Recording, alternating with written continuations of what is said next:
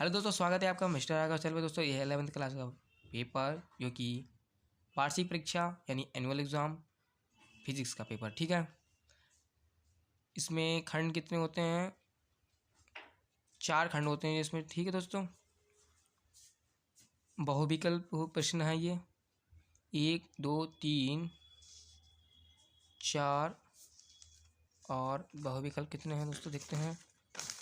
Hello दोस्तों, गलती से मिस्टेक हो गई है। ऐसे बहुविकल्प में वो 6 हैं या नहीं दोस्तों, तो 6 नंबर तो इनका यही होगा दोस्तों। लीजिएगा, और खंड बा आता है तो उसमें कुछ क्वेश्चन होते हैं। 1 2 3 4 5 6 क्वेश्चन है। ठीक है, केंद्रीय बलों के नाम बताएं, कागज़ की मोटाई इतनी है कि इसमें सार्थक अंक बताएं, प्रक्षेप का उड्डयन काल ये हमने पढ़ा है दोस्तों। प्रतिबल, भंजक प्रतिबल से क्या तात्पर्य है, सारे क्वेश्चन है। खंड सा में आती है सवाल यानी न्यूमेरिकल, जो कि सबसे कठिन होते हैं। इसमें न्यूमेरिकल अगर आपको पेपर अच्छा करना है तो न्यूमेरिकल में नंबर आप बना सकते हैं काफ़ी अच्छे तरीके से। देखिए, इसमें क्वेश्चन बहुत होते हैं, मतलब न्यूमेरिकल बहुत होते हैं।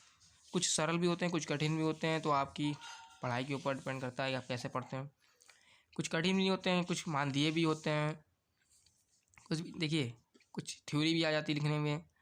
मोड़ पर देखिए, जैसे क्वेश्चन नंबर खा है चौथे का, मोड़ पर रेत की भारी पटरी कुछ ऊंची क्यों रखी जाती है, तो थ्योरी भी आ जाती है। जैसे कोणीय संवेग है, परिवर्तन संवेग की समय दर लगने वाले बल आघूर्ण के बराबर होती है। तो देखिए संबंध आता है, आपको लिखना पड़ता है, इस बताना पड़ता है कि कोणीय संवेग क्या होता है। कोणीय संवेग को जे से प्रदर्शित करते हैं, कोणीय संवेग को जे से प्रदर्शित करते हैं, और दर यानी बटे में समय होना चाहिए, बल आघूर्ण यानी टाउ।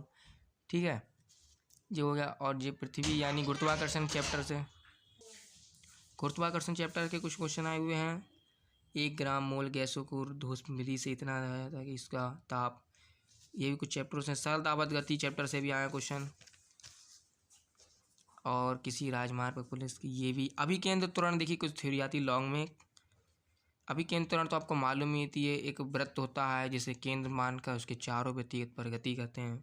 ठीक है, तो वह त्वरण इस बल के कारण त्वरण उत्पन्न हो जाता है। ठीक है, और अभिकेंद्र त्वरण का जो सूत्र है यानी कोणीय वेगों में स्थापित कीजिए, तो ए बराबर बी स्क्वायर अपन आर कुछ ऐसे होता है।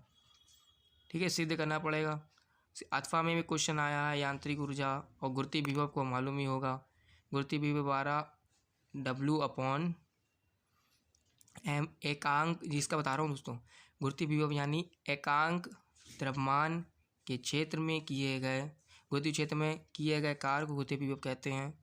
ठीक है, इसको सिद्ध करके बनाना। व्यंजक, तरल दाब आया है अथवा में, और आदर्श गैस का मेयर का सूत्र आया है उष्मा गति के प्रथम सिद्धांत से। और ये अथवा में दोस्तों है नीकरण संबंधी किरचॉफ का नियम लिखें तथा इसकी उत्पत्ति दीजिए। क्वेश्चन देखिए दोस्तों, कठिन भी है। जैसे आपके थ्योरी, अगर आपको 7 न्यूमेरिकल नहीं आते तो थ्योरी तो आपको इतना पास करा ही देगी।